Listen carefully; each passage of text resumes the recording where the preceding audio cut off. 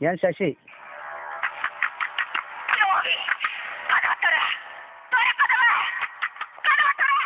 നീ ആരപ്പി?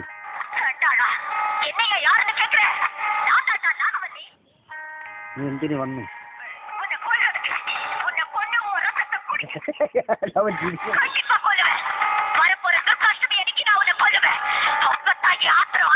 നിന്നെ കൊണ്ട് എന്നെ ഒന്നും ചെയ്യാൻ പറ്റില്ല.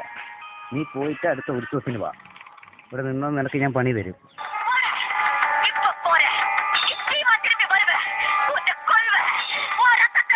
നിങ്ങളടുത്താണോ അവൻ്റെ കളി?